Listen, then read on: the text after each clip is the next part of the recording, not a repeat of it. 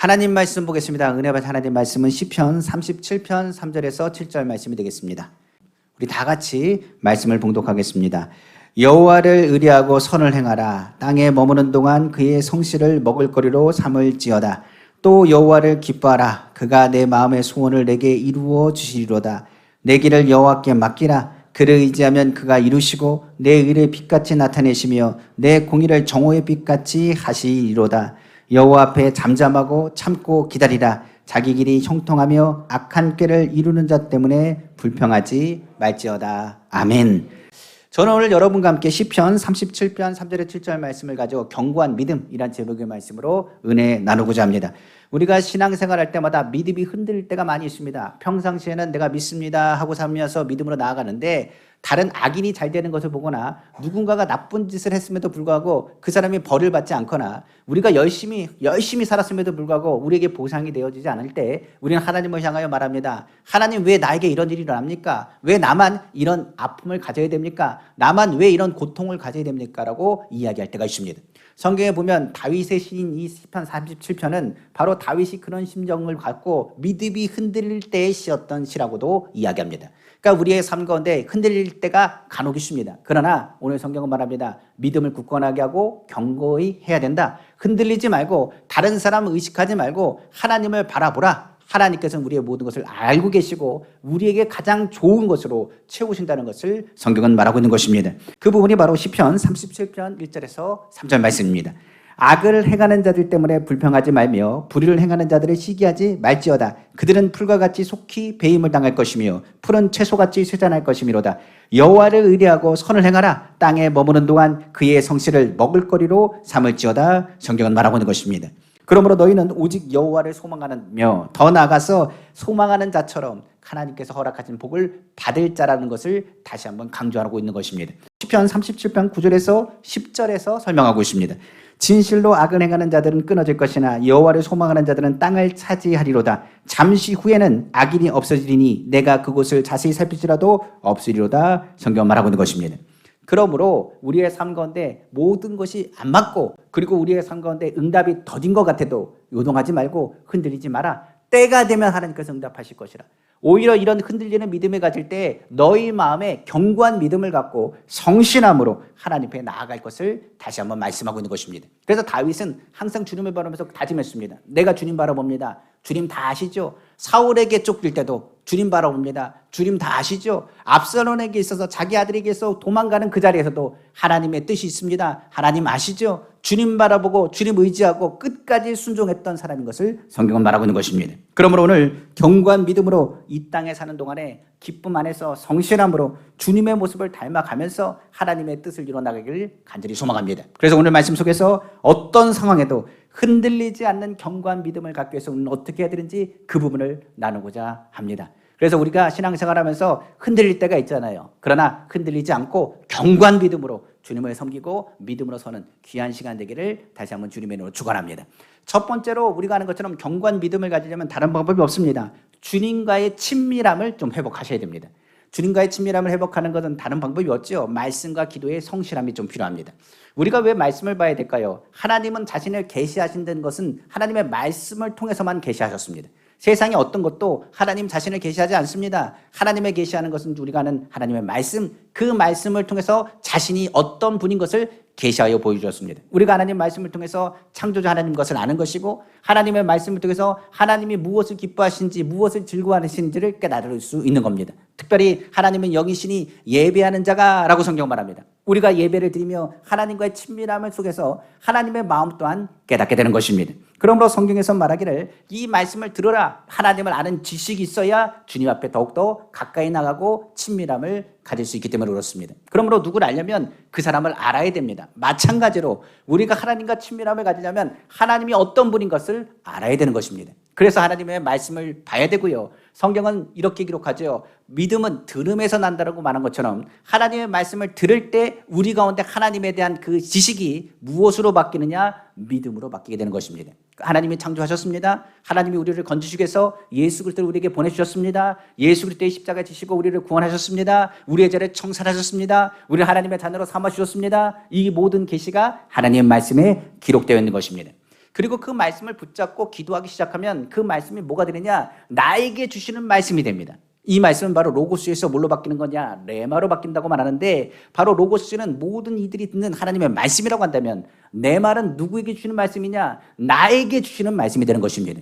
그래서 하나님의 말씀이 우리로 하여금 계시하실 때 내가 너를 사랑한다 말하고 내가 너와 함께한다고 말합니다. 그러면서 말하기를 두려워하지 말라, 내가 너와 함께함이라. 놀라지 말라, 난 내 하나님이 됨이라. 내가 너를 굳세게 하리라. 참으로 너를 도와주리라. 참으로 의로운 손으로 너를 붙들리라. 내가 너를 고아와 같이 버려주지 않고 과부와 같이 버려주지 않으며 내가 너를 통해서 일할 것이라. 내가 아프냐? 아프지 않다. 내가 너를 치료할 것이라. 너를 새롭게 할 것이라. 너를 돌볼 것이라. 내가 너를 일으킬 것이라. 내가 너에게 힘을 줄 것이라. 내가 너에게 용기를 줄 것이라. 주의 말씀이 누구에게 주시는 말씀이 되느냐? 나에게 주시는 말씀이 되는 것입니다. 그러니까 말씀을 붙잡고 우리가 기도할 때 그 말씀은 누구에게 주시는 말씀? 나에게 주시는 말씀이 되고, 하나님과 우리와의 관계가 어떻게 되느냐? 서로와의 관계가 돼서 그 관계가 친밀함을 갖게 되는 것입니다. 그래서 주의 말씀을 들을 때 저 말씀은 나에게 오늘 주시는 말씀이야. 오늘 주의 말씀을 통해서 우리가 성실히 행하고 주님의 말씀을 통해서 힘을 가지며 더 나아가 위로와 함께 담대한 용기를 얻게 되는 것입니다.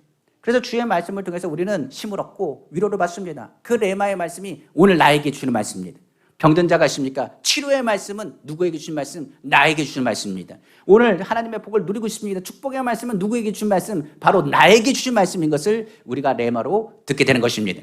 더 나아가서 그뿐 아닙니다. 하나님의 말씀을 무엇을 얘기하느냐? 하나님의 성품에 대한 것도 설명하고 있습니다. 하나님은 노하기를 더디하십니다. 그리고 긍휼이 많으십니다. 그리고 우리가 죄인 중에 있을지라도 우리가 주의 이름을 부르면 주님이 우리의 모든 죄를 덮어주시고 허물을 덮어주시고 기억하지 아니하십니다. 동에서 서가 먼 것 같이 죄를 던지시되 기억하지 아니하시고 보지도 아니하신다고 말하고 있습니다. 그러다 보니 주의 말씀을 보면 하나님이 원하시는 것뿐만 아니라 하나님이 어떻게 원하시는 그 뜻을 우리 가운데 행하시는 것까지 우리가 깨닫게 되는 것입니다. 그래서 주의 말씀과 주님이 기도하면서 레마의 음성을 듣기 시작하면 어디가 살기 시작하느냐? 이 양심의 자리가 살기 시작합니다. 그래서 죄의 자리에 어떻게 되느냐? 이건 하나님이 기뻐하지 않는다라는 것을 우리는 알게 되는 겁니다. 이 마음의 자리에 하나님께서 우리와 함께 동행하십니다. 임마누엘 되셔서 우리가 어느 곳에 가든 간에 주님이 우리와 동행하시고 우리의 삶을 지키시고 보호하신 것을 깨닫게 되는 것입니다. 그러다 보니 우리는 무엇을 기도하기 시작하느냐? 하나님, 내가 주님을 사랑합니다. 하나님이 기뻐하시는 것이 무엇인지를 알게 해달라고 기도하기 시작하는 것입니다. 사람이 하나님을 섬기고 하나님을 만나다 보면 하나님이 얼마나 우리를 사랑하신 걸 깨닫게 되고 그 사랑과 은혜를 깨닫기 시작하면 우리 또한 주님을 사랑한다고 고백하게 되며 하나님이 기뻐하시는 일들을 감당하기 위해서 주님이 원하시는 것이 무엇인지를 구하게 되는 것입니다. 그래서 기도는 결과적으로 내 뜻을 이루는 게 기도가 아니라 하나님의 소원을 아뢰는 기도가 되는 것입니다. 하나님 아버지, 내가 지금 몸이 불편합니다. 하나님은 내 몸을 치료해 주옵소서. 그런데 하나님의 소원은 뭡니까? 내 몸이 치료되길 원하십니다. 더 나아가서 우리의 소원은 뭐느냐? 하나님, 내가 주님 치료받아서 하나님 앞에 더 많은 일들을 감당하고 싶습니다. 하나님, 물권을 더하여 주옵소서. 물질적인 복을 더하여 주셔서 주의 일들을 감당할 수 있도록 힘을 주시고 능력을 더하여 주옵소서. 처음에는 내가 나를 위한 기도가 되었는데 그 기도의 방향이 어느 쪽으로 바뀌느냐? 하나님이 나를 향한 계획으로 바뀌게 되는 것입니다. 그래서 우리가 주님을 바라보고 같은 꿈을 꾸기 시작하면 그때부터 그냥 믿음은 견고히 서게 되어 있습니다. 하나님, 지금 환난이요, 하나님이 나를 만드시는 과정입니다. 나에게 든 아픔이요, 고통이요, 하나님이 나를 견고하게 하는 과정입니다. 하나님께서 더 좋은 것을 줄 믿습니다. 그러므로 내가 주님이 기뻐하신 가운데 주님의 소원 나에게 주셨사오니 이 소원과 꿈이 있는 사람은 절대로 무너지지 않는 것을 고백하게 되는 것입니다. 그래서 성경에 많은 사람이 있지만 요셉 같은 사람은 꿈의 사람이라고 말합니다. 그는 많은 환난과 어려움을 겪었습니다. 그는 억울한 일도 당했습니다. 그런데 그가 살 수 있었던 것은 하나님이 주신 꿈 때문에 그는 살 수 있었습니다. 성경에 나온 오늘 본문의 37편에 나온 다윗도 똑같이 고백합니다. 그는 왕이라는 꿈을 갖게 되었습니다. 그러나 그 왕이라는 꿈을 갖는 그 순간부터 사울부터 시작해서 시기하고 질투하는 사람들이 끊임없이 다윗을 괴롭혔습니다. 그러나 하나님이 나를 살리십니다. 하나님께서 나를 붙잡으신다는 꿈을 가졌기 때문에 그는 요동하지 않았다라고 성경 기록하고 있습니다. 한번 성경 보겠습니다. 시편 우리 37편 3절에서 4절입니다. 여호와를 의뢰하고 선을 행하라. 땅에 머무는 동안 그의 성실을 먹을거리로 삼을지어다. 또 여호와를 기뻐하라. 그가 내 마음의 소원을 내게 이루어 주시리로다. 이 말씀을요, 쉬운 성경에서는 좀 쉽게 표현하고 있습니다. 쉬운 성경을 한번 보겠습니다. 30편 우리 3절에 4절입니다. 이 땅에 사는 동안 여호와를 굳게 믿고 견고하게 믿으라는 얘기입니다. 착한 일을 하면서 주님의 모습을 닮아가십시오. 주님의 모습을 행하십시오. 선한 일을 행하십시오. 낙심하지 말라는 얘기입니다. 여호와를 생각하면서 즐거워하십시오. 주님을 생각하랍니다. 즐거워합니다. 하나님의 말씀을 기뻐하고 주야로 묵상하는 자는 복 있는 사람이라고 시편은 말하고 있는데, 다윗은 이야기합니다. 어려움이 다가올 때마다, 힘든 일이 있을 때마다 누굴 생각했다고요? 주님을 생각하면서 오히려 즐거워했습니다. 하나님, 어떤 일을 나에게 이루시려고 이런 고난이 나에게 다가옵니까? 어떤 좋은 일을 나에게 계획하시느라고, 내가 주님을 기대하게 하시려고 왜 이렇게 나에게 하십니까? 그러면서 고백하는 얘기예요. 그러면 주님께서 여러분의 뭘 들어준다고요? 소원을 들어주실 것입니다. 우리의 소원이 누구의 소원이 될 때? 하나님의 소원이 될 때, 하나님께서 우리를 향하여 하나님의 계획을 이루어 주시는 것입니다. 그 소원을 통하여 우리는 깨닫습니다. 주님만을 생각해도 기분이 좋아지고 하나님이 나를 사랑하심을 깨닫게 되는 것입니다. 주님은 우리에게 말하죠. 사랑하는 사람들끼리 같은 꿈을 꾸게 되어 있습니다. 올해 은빛교회 우리 성도님들을 모아주셨습니다. 우리는 어떤 꿈을 꾸느냐? 같은 꿈을 꿉니다. 우리가 하는 것처럼 하나님을 꿈을 꾸며 하나님께서 이루실 일들을 기대하는 사람들입니다. 그 기대하는 사람들에게 공통점이 있습니다. 그 공통점의 확실한 믿음은 하나님이 나에게 소원을 주셨다는 것을 통하여 하나님이 나를 얼마나 사랑하시는지를 깨닫게 되는 것입니다. 우리가 사랑하는 사람을 보면 그 얼굴만 봐도 기쁜 거예요. 그냥 만나기만 하면 반갑습니다. 우리가 사랑한다는 말을 말로 표현하는 것도 중요하지만 그냥 얼굴만 봐도 그 사람이 얼마나 사랑하는지, 그리고 그 사람이 얼마나 잘 되기를 원하시는지를 알 수 있어요. 우리가 주님을 사랑한다고 말하지만 주님이 먼저 우리를 사랑하셨습니다. 그리고 주님을 만나는 이 순간에 우리에게 무엇을 회복하시느냐? 기쁜 소원과 함께 그 믿음을 회복해 주시는 것입니다. 그러므로 시편 아까 37편 4절에 말한 이 부분을 이렇게 얘기합니다. 하나님 여호와를 기뻐하는 그 부분에 대해서 생각하면서 즐거워하십시오라고 되어 있는데, 이 부분을 이렇게 설명하고 있어요. 하나님과 사귐을 지속하여 가장 복된 것을 누리라, 이렇게 되어 있습니다. 그러니까 친밀함이라는 것은 다른 것이 아니라 하나님과 지속적인 사귐을 통하여 하나님이 주시는 복을 누리는 것, 그걸 누구의 소원이라고요? 하나님의 소원이라는 사실입니다. 그래서 이 소원을 가지고 하나님이 나를 얼마나 사랑하신지를 깨닫는다면 그 소원이 우리 가운데 어떻게 되느냐? 불타오르게 되는 것입니다. 하나님의 사랑 누가 끊을 수 있겠습니까? 주님이 우리를 사랑하십니다. 그래서 우리 마음에는 뭐가 있느냐? 주님이 주시는 기쁨이 있는 겁니다. 믿음이라는 것이 그렇습니다. 믿음은 하나님이 주신 기쁨과 연결되어 있습니다. 더 나아가서 그 기쁨은 무엇을 이야기하느냐? 하나님이 우리를 얼마나 사랑하시느냐에 또한 달려있는 것입니다. 자녀를 향하여 믿음을 가질 때 자녀를 그냥 믿음을 갖습니까? 아닙니다. 자녀를 사랑하는 마음의 기대와 믿음을 갖게 되는 것입니다. 그러므로 하나님의 말씀을 묵상하십시오. 하나님과의 친밀함을 회복하십시오. 하나님의 말씀을 많이 들으십시오. 마음 가운데 하나님의 말씀 가운데 주님이 주시는 내마의 음성을 듣기를 다시 한번 주님의 이름으로 축원합니다. 그 소원이 우리 가운데 이루어질 것이고, 더 나아가서 오늘 하나님의 말씀을 많이 듣고 찬양하며 주님과 동행하는 그 순간부터 우리의 마음의 믿음은 견고히 서게 되는 것입니다. 두 번째로 견고한 믿음을 갖기 위해서는 우리는 어떻게 될까요? 성경은 우리에게 이렇게 말하고 있습니다. 견고한 믿음은 모든 일이 주님의 것이 될 때 견고한 믿음을 갖게 되는 것입니다. 우리의 인생을 살면서 왜 염려하는지 아십니까? 왜 근심하시는지 아십니까? 염려, 근심하는 일은 다른 것이 없습니다. 내 거라고 생각하면 염려하고 근심합니다. 자녀도 내 자녀라고 생각하는 그 순간에 이 자녀에 대한 근심거리가 많습니다. 염려거리가 많게 되어 있습니다. 사업도 그렇습니다. 이 사업장도 내 사업장이라고 생각하는 그 순간에 나는 염려하고 근심하기 시작합니다. 그리고 남편을 향해서도 얘기합니다. 아내를 향해서 얘기합니다. 그리고 내가 가지고 있는 소유를 향해서 얘기합니다. 그 염려와 근심은 이것이 내 거이기 때문에 내 것을 지키기 위해서 그 가운데 근심과 염려하게 되는 것입니다. 그런데 성경은 말합니다. 우리의 앞길을 아는 사람이 어디 있습니까? 내일 어떻게 될지 아는 사람 여기 있습니까? 내일 무슨 일이 일어날지 우리는 모릅니다. 길거리에 나가다가 내일 무슨 일을 당할지, 나의 몸에 무슨 일이 생기는지, 내 삶이 어떻게 돌아가는지 아는 사람이 여기 있습니까? 아무도 내일 일은 모릅니다. 그러나 성경은 말합니다. 그 모든 모르는 일 때문에 너희가 염려하고 근심하나, 성경은 뭐라고 하느냐? 그 모든 길, 모든 것을 여호와께 맡겨버리라 라고 강조하고 있습니다. 그것은 내 일이 아니라 누구의 일이 될 때, 주님의 일이 될 때 주께서 일하신다는 것을 말씀하고 있는 것입니다. 성경 한번 보겠습니다. 시편 37편 5절에서 6절입니다. 내 길을 여호와께 맡기라. 그를 의지하면 그가 이루시고 내 의를 빛같이 나타내시며 내 공의를 정오의 빛같이 하시려다라고 성경은 기록하고 있는 것입니다. 여기서 우리가 하는 것은 주님께 맡기는 것뿐입니다. 그러나 그것을 이루시고 그것을 나타내시는 분은 누구라고요? 하나님이십니다. 우리가 항상 주의 일들을 감당할 때 믿음으로 경고하기 위해서는 믿음을 내가 소유했다고 얘기하면 안 되고 믿음을 주신 분이 하나님이시고 나의 믿음을 경고케 하시는 분 또한 누구시라고요? 하나님이십니다. 그래서 믿음은 뭐라고요? 아까 얘기했습니다. 맡기는 것, 하나님을 의지하는 게 바로 믿음입니다.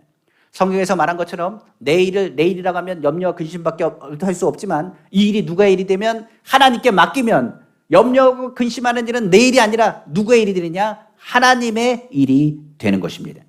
성경에 보면 아주 하나님과의 관계에 친밀한 사람이 있습니다. 그 사람이 누구냐? 바로 아브라함입니다. 하나님은 아브라함을 뭐라고 부르시느냐? 나의 벗이라고 불렀습니다.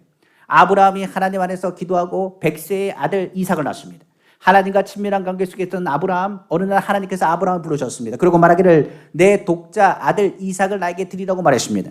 그런데 아브라함이 어떻게 했는지 아십니까? 주저하지 않았습니다. 그리고 하나님께 이삭을 드렸다라고 성경은 말하고 있습니다. 이 부분을 뭐라고 그러냐? 믿음으로 하나님께 드렸다고 말하는데 그 부분이 바로 히브리서 바로 11장 17절에서 19절의 말씀을 통해서 우리에게 말하고 있습니다. 성경은 이렇게 말합니다. 아브라함은 시험을 받을 때 믿음으로 이삭을 드렸으니, 여기 믿음으로 드렸다고 했죠. 그는 약속들을 받은 자로 돼 그 외아들을 드렸느니라. 그에게 이미 말씀하시기를 내 자손이나 칭할 자는 이삭으로 말미암음이라 하셨으니 그가 하나님이 능히 이삭을 죽은 자 가운데서 다시 살리실 줄로 생각한지라. 비유컨대 그를 죽은 자 가운데서 도로 받은 것이니라. 성경 말하고 있습니다. 이게 무슨 말입니까? 아브라함은 하나님과 친밀함을 갖고 있었습니다. 그리고 하나님을 신뢰하고 믿기 시작했습니다. 그리고 하나님께서 어떻게 하느냐? 100세의 아들을 주셨습니다. 그리고 하나님께서 모든 것을 이루신 것을 믿고 바라봤습니다. 그리고 그가 깨달은 건 뭐냐? 이 땅에 있는 모든 것은 누구의 것이라? 하나님의 것인 것을 깨달았습니다. 독자 아들 이삭을 100세에 주셨다고 했는데 그 주셨다고 내 겁니까? 아닙니다. 하나님이 나에게 주신 것입니다. 그리고 더 나아가서 하나님께서 그 아들을 향해서 약속하신 것을 그는 듣게 됩니다. 하나님이 뭐 하신다고요? 그 약속하신 것은 하나님이 이루십니다. 성경은 말하기를 아브라함은 이삭을 자기 것이라고 생각하지 않았습니다. 누구 것이라고 생각했냐? 하나님이 나에게 맡기신 자녀라고 생각을 했습니다. 누구의 자녀냐? 하나님의 것인 것을 믿었습니다. 우리가 기도하는 일은 다른 것이 아닙니다. 기도할 때마다 무슨 기도합니까? 내 자녀가 하나님 아버지 공부 열심히 해서 좋은 대학을 가고 좋은 직장 들어가는 걸 기도합니까? 맞습니다. 그것도 기도해야 됩니다. 하나님 아버지 우리 자녀가 귀한 믿음의 가정을 꾸리길 원합니다. 그것도 기도할 제목입니다. 아버지 하나님 내가 많은 것을 못하지만 이 자녀가 잘 되길 원합니다. 그것도 우리에게 필요한 기도기도 합니다. 그런데 중요한 것은 우리가 그렇게 기도하는 것은 다른 것이 아니라 내 자녀를 누구에게 맡기는 것? 하나님께 맡기는 것입니다. 주님 우리 자녀를 주여 문을 열어주옵소서. 누구에게 맡기는 거라고? 하나님 나의 자녀가 아닙니다. 하나님 아버지 나에게 맡겨진 주님의 자녀의 길을 주께서 열어달라고 기도하는 것입니다. 그래서 우리가 기도할 때 방향성을 잘 알아야 됩니다. 견고한 믿음이라는 것은 내가 그 믿음을 가지고 책임지려고 하면 안 됩니다. 하나님께서 그 자녀를 책임져 주시고 붙잡아 주심을 바라봐야 되는 것입니다. 그래서 아브라함은 이곳에서 체험을 했다고 했습니다. 그러므로 이삭을 하나님께서 도로 주실 것을 그는 믿었다고 했습니다. 그래서 하나님께 즐거이 드렸습니다. 그리고 즐거이 드리고 하나님께서 그 이삭을 도로 아브라함에 허락하여 주시사 이삭은 그 가운데 믿음을 체험하게 되고 그 믿음을 통해서 하나님을 의지하는 믿음을 갖게 되었다고 성경은 기록하고 있는 것입니다. 성경은 그래서요 우리에게도 말합니다. 바로 잠언 바로 3장 5절에서 6절입니다. 너는 마음을 다하여 여호와를 의뢰하고 내 명철을 의지하지 말라. 너는 범사에 그를 인정하라. 그리하면 내 길을 지도하시라고 성경은 말하고 있는 것입니다. 우리의 앞의 길 모릅니다. 그런데 하나님은 그 길을 아신대요. 더 나아가서 너희가 주님을 인정하고 의지하고 맡기면 하나님께서 우리로 하여금 뭘 하신다고요? 그 길을 지도하시고 인도하신다고 성경은 말하고 있는 것입니다. 그러므로 하나님의 일로 우리가 먼저 인식하는 것이 필요합니다. 베드로전서에도 이렇게 고백합니다. 너희 염려와 근심을 주께 맡겨버려라. 그리하면 저가 너를 권고하신다. 저가 너를 돌보신다라고 성경 기록하고 있습니다. 성경의 마태복음에도 말하지 않습니까? 수고하고 무거운 짐 다 내게로 오라. 내가 너희를 쉬게 하리라. 나는 마음이 오냐고 겸손하니 내 멍에를 메고 내게 배우라고 말하고 있습니다. 모든 짐을 내게 맡기라. 그리하면 내 마음이 쉼을 얻는다는 것을 성경 기록하고 있는 것입니다. 시편에도 이야기하지 않습니다. 내 짐을 여호와께 맡겨버려라. 너를 붙드시고 의인의 요동함을 영원히 허락하지 아니하리라. 하나님께 맡겨야 믿음이 흔들리지 않습니다. 내가 잡고 있으면 흔들릴 수밖에 없지만 주님께 맡기면 그때부터 내 믿음은 흔들리지 않습니다. 아무것도 염려하지 말고 모든 일에 기도와 간구로 구할 것을 감사함으로 하나님께 아뢰라. 감사함으로 하나님께 아뢰라는 얘기 뭡니까? 주님 앞에 맡겨라는 얘기입니다.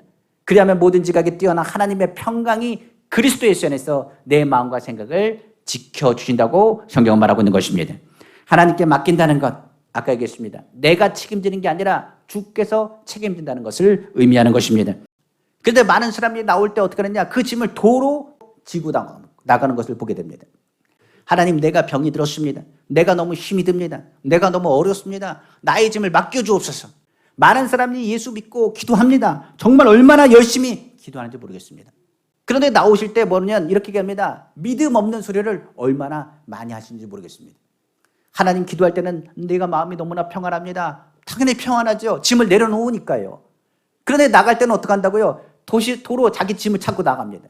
그러니까 집에 들어가면 하나님 안에서 기도원에 가고 교회를 가면 마음이 평안하고 하나님이 주신 은혜가 얼마나 큰지 모르겠습니다. 내가 주님 간증할 일이 많습니다. 정말 하나님 평안합니다. 위로받습니다. 교회만 오면 내가 기쁘고 즐겁습니다. 그런데 교회에서 발을 띄기만 하면 집에 돌아가면 집안 상황들을 보고 환경을 보면 기쁨이 사라집니다. 염려가 다가오고 근심이 다가옵니다. 그 짐이 하나도 바뀐 것이 없습니다. 그래서 생각해 보십시오. 기도하고 짐을 맡겼으면 그 짐은 주님께 맡긴 겁니다. 그 짐을 도로 찾아가시면 안 됩니다. 그러면 기도의 내용이 달라져야 된다는 것을 의미합니다. 우리가 항상 기도하지 않습니까? 치료는 하나님이 원하시는 거예요. 하나님, 나 치료받길 원합니다. 그거 하나님 원하시는 것입니다. 그런데 교회에 있어서 기도할 때는 치료받은 것 같아요. 하나님 응답받은 것 같습니다. 그런데 나가기만 하면 어떡합니까? 다시 날 치료해 주십시오. 또 다시 와서 하나님 날 치료해 주십시오. 주님이 원하시는 것은 치료함 받았으면 나가셔서 고백해야 됩니다. 하나님이 나를 오늘 치료하심을 감사합니다. 하나님이 나를 더 좋게 하십니다. 하나님이 나를 붙잡아 주십니다. 오늘 나의 짐을 주께 맡겼습니다. 그 견고한 믿음이 필요하다는 얘기입니다. 우리 가운데 축복도 하나님의 일입니다. 하나님 날 축복해 주십시오. 내가 하는 사업이 되지 않습니다. 환경이 세우지 않습니다. 왜 나에게 이런 어려움이 있는지 모르겠습니다. 주께 기도하면 하나님이 나에게 주는 평안함이 있습니다. 그 평안함을 잊어버리지 말라는 겁니다. 그 평안함을 가지고 밖에 나갈 때는 하나님, 나는 오늘 축복받고 나갑니다. 하나님 아버지, 나는 이게 좋은 일이 일어날 줄 믿습니다. 하나님, 나 감사합니다. 하나님께 모든 걸 맡겼습니다. 하나님께서 은혜를 베풀 줄 믿습니다라고 고백하셔야 됩니다. 용서는 하나님의 일입니다. 그러면 하나님이 용서해 줄 것을 믿었다면 우리가 그 죄에 대해서 다시금 반복하지 않으면 됩니다. 그 죄에 대해서 다시 기억하지 말고 오히려 나를 치료하시고 용서하신 주님의 은혜에 감사함으로 고백해야 되는 것입니다. 하나님은 우리에게 반드시 응답하시길 원하십니다. 주께서 우리의 일을 책임지시고 주님의 하신 일들을 입술로 고백하기를 원하신다는 것을 기억하시기를 주님의 이름으로 축원합니다. 자, 그럼 마지막으로 견고한 믿음을 우리가 세우기 위해서는 어떻게 될까요? 성경은 말합니다. 오직 예수 그리스도의 십자가를 바라보고 인내를 이루어라. 성경은 말합니다. 인내라는 것이 그렇습니다. 참고 견디는 것을 말하고 있습니다. 우리에게 필요한 것, 참고 기다리는 인내가 필요합니다. 성경은 이것을 계속적으로 얘기하고 환난이 다가오거나 근심이 다가오거나 그리고 여러 가지 분란, 어려움이 다가왔을 때 뭐 할 것을 얘기하느냐? 인내하고 기다릴 것에 대한 것을 강조하고 있다는 사실입니다. 성경은 이렇게 얘기하죠. 시편 37편 7절에서 10절 말씀입니다. 여호와 앞에 잠잠하고 참고 기다리라. 자기 길이 형통하며 악한 꾀를 이루는 자 때문에 불평하지 말지어다. 분을 그치고 노를 버리며 불평하지 말라. 오히려 악을 만들 뿐이라. 진실로 악을 행하는 자들은 끊어질 것이나 여호와를 소망하는 자들은 땅을 차지하리로다. 잠시 후에는 악인이 없어지리니 내가 그곳을 자세히 살필지라도 없으리로다. 성경은 말하고 있습니다. 근데 솔직히 말해서 신앙생활에 가장 어려운 게 인내입니다. 참고 기다리라는 것, 그것이 얼마나 힘든 일인 것을 저는 잘 압니다. 우리가 항상 신앙생활하면서 가장 어려운 게 뭔지 아십니까? 참고 기다리는 겁니다. 그런데 성경은 계속 뭐라 그러냐? 참고 기다리고 인내하라고 말합니다. 너희 경주가 끝나지 않았다라고 설명하고 있습니다. 성경은 말하기를 그러면 인내하고 기다리려면 어떻게 됩니까? 라고 말한다면 뭘 회복해야 될까요? 은혜를 좀 회복하셔야 됩니다. 성경의 출애굽 시대에 보면 알 수 있는 것처럼 홍해를 건너고 나서 그들이 원망불평했느냐? 아닙니다. 원망불평하지 않았습니다. 그들은 하나님을 찬양하고 예배했습니다. 그리고 나서 시간이 흘렀습니다. 그런데 물이 떨어지고 먹을 것이 없어지니 그들의 입에서 원망 불평이 나타나기 시작했습니다. 성경은 기록하고 있죠. 그때마다 주의 이름을 부를 때 주님께서 그에게 먹을 것과 입을 것을 채워주셨습니다. 그걸 뭐라느냐? 은혜라고 말합니다. 우리의 신앙생활에 그 은혜는 어떻게 작용할까요? 다른 것이 아니죠. 성경은 말합니다. 너희가 인내하고 참고 견디기 위해서 너는 예수 그리스도의 십자가를 바라볼 것을 다시 한번 강조하고 있습니다.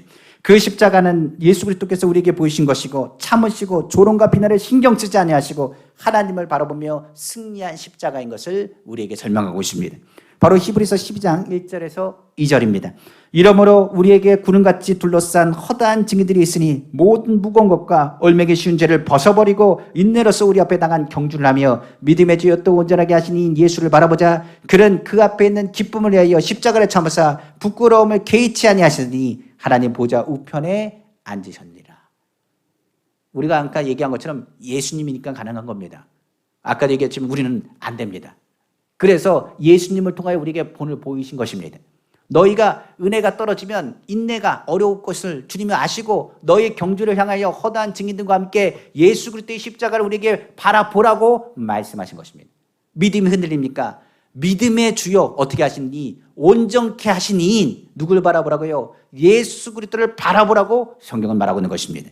그러므로 신앙에 승리하기 위해서 주님을 처음 하면 또 흔들리는 믿음이 우리 가운데 그 믿음을 잡기 위해서 인내하기 위해서 우리에게는 뭐가 필요하냐? 예수 그리스도의 십자가의 은혜를 회복하는 것이 필요한 것입니다.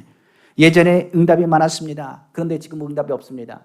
예전에는 신앙의 체험도 많았습니다. 그런데 지금은 신앙의 체험이 없습니다. 신앙의 체험이 없는 것이 아니라 무엇 그때가 바로 예수 그리스도의 십자가를 바라볼 때라는 것을 기억해야 됩니다. 체험이 없는 게 아니라요. 믿음이 없는 것이 아니라 은혜가 떨어진 겁니다. 아까 얘기하지 않았습니까? 은혜가 떨어지면 출애굽 사람들처럼 원망과 불평할 수밖에 없는 것입니다. 그러나 은혜가 떨어질 때마다 어떻게 하라고 말했냐? 성경은 말합니다. 주의 이름을 부르라고 말하고 있어요. 입술을 가만히 닫지 마시고 입을 넓게 열어서 입을 열어 주님을 외치고 주님 앞에 부르짖어 하나님을 찾기를 다시 한번 주님의 이름으로 축원합니다. 예레미야서에 보면 이렇게 말합니다. 너는 내게 부르짖으라. 내가 내게 응답하겠고 내가 알지 못한 크고 은밀한 일을 내게 보인다고 말씀하셨습니다. 왜요? 부르짖으라고 말했습니다. 목소리를 내라고 말했어요. 성경엔 부르짖으라는 말을 굉장히 많이 표현하고 있습니다. 사람이 물에 빠지면요. 살려주세요 외치지 않습니다. 뭐라고 외치겠습니까? 사람 살려라고 외칩니다. 누가 들어야 건질 건 아닙니까? 성경에 베드로가 물에 빠졌습니다. 그때 어떻게 합니까? 그때 다른 거 생각나지 않습니다. 그는 어부 출신입니다. 분명히 수영도 할 겁니다. 그런데 바다의 풍랑이 얼마나 폭풍이 큰지 그가 두려워 물에 빠졌을 때 그때 딱 하나 생각했습니다. 주님의 이름을 불렀습니다. 주여라고 불렀습니다. 성경은 말하니 순식간에 주님의 손이 그의 손을 잡아 일으켜 세웠다라고 성경 기록하고 있습니다. 주님을 만나는 것, 기도하는 것, 그걸 통해 우리는 뭘 보느냐? 믿음이 요동할 때 다른 방법이 아니라 주의 이름을 부르는 자가 구원을 얻는다는 그 말씀을 우리는 기억해야 되는 것입니다. 악인은 더욱 잘되고 형통한 모습을 보면 흔들리는 것이 우리의 연약한 믿음이요. 세상에 말하는 말에 두려움과 절망을 갖고 낙심하게 될 수밖에 없는 것이 우리의 연약한 믿음입니다. 그러나 그 연약할 때 사도 바울은 무엇을 사모했느냐? 주님의 은혜를 사모했고 주의 은혜를 사모하며 주의 이름을 불렀다는 사실을 기억해야 됩니다. 그리고 사도 바울은 깨달았습니다. 내가 주의 이름을 부른 그 순간이 은혜의 순간이고 그 은혜의 순간이 내가 그 약한 그때가 예수 그리스도로 인하여 강한 그때라는 것을 깨닫게 됐다라고 사도 바울은 고백한 것입니다. 한번 보겠습니다. 고린도후서 우리 4장 10절에서 11절입니다. 나에게 이르시기를 내 은혜가 내게 좋거도다. 이는 내 능력이 약한 데서 온전하여 짐이라 하신지라. 그러므로 도리어 크게 기뻐함으로 나의 여러 약한 것들에 대하여 자랑하리니 이는 그리스도의 능력이 내게 머물게 하려 함이라. 그러므로 내가 그리스도를 위하여 약한 것들과 능력과 궁핍과 박해와 공고를 기뻐하노니 이는 내가 약한 그때의 강함이라. 성경은 말하고 있습니다. 우리에게 은혜가 떨어질 때가 있습니다. 저도 은혜가 떨어질 때가 있습니다. 그러나 그때는 누구의 이름 부른다고요? 주의 이름을 부릅니다. 어디 가든지 간에 하나님의 성전을 향하여 기도하고 부르짖기만 합니다. 힘들 때마다 주님 나 살려달라고 외치기 원합니다. 성경은 주의 이름을 부르라 흔들리는 세상 가운데 우리를 건지실 주님을 체험하기 위해서 우리는 다시 그 은혜를 채우기 위해서 오늘 주의 이름을 불러야 될 것입니다. 경건한 믿음은 주 예수 그리스도를 통하여 우리에게 세우신 것입니다. 시편 81편에 말한 것처럼 내 입을 넓게 열라 내가 채우리라고 주님은 말씀하셨기 때문입니다. 죄의 자리에서 난 약합니다. 난 할 수밖에 없음 연약합니다. 그렇게 마시고 주의 이름을 부르짖으십시오. 유혹의 자리에서 주의 이름을 부르면 강력한 힘이 우리의 마음을 붙잡아서 그 자리를 벗어날 수 있는 힘을 더하여 주신다는 것을 기억하시길 부탁드립니다. 말씀을 마치겠습니다. 오늘 저는 세 가지 이야기했습니다. 뭐라고 했냐고 주님의 친밀감에 대한 것을 이야기했습니다. 하나님 말씀 많이 보십시오. 그리고 많이 들으십시오. 그리고 그 말씀을 붙잡고 기도하십시오. 그 말씀이 뭐가 되면 레마가 되면 그 말씀이 나를 향한 말씀이 되게 되고 그 말씀이 나의 믿음을 견고하게 해주십니다. 오늘 주님이 말씀하십니다. 내가 너를 사랑한다 말하고 내가 너를 버리지 않는다고 말하고 너에게 특별한 계획이 있다라고 말씀하십니다. 그러므로 하나님의 사명이 있는 사람은 어떻게 됐냐? 절대로 죽지 않습니다. 절대로 무너지지 않습니다. 하나님이 살려주십니다. 그러므로 견고한 믿음 갖기 위해서 오늘도 하나님 앞에 성령으로 충만하길 원하고 더 나아가 견고한 믿음을 갖기 위해서 주의 이름을 부르짖기를 간절히 소망합니다. 주의 믿음, 견고한 믿음 위에 하나님께서 뭘 주신다고요? 반드시 기적을 베푸십니다. 견고한 믿음, 요동하지 않는 믿음을 가지고 하나님 응답하세요. 오늘 기도하고 나가실 때는 은혜 받은 것은 은혜 받은 대로 무거운 짐은 내려놓고 평안한 마음으로 승리를 선포하며 나아가시는 우리 교회 성도 다 되기를 다시 한번 주님의 이름으로 축원합니다. 기도하겠습니다.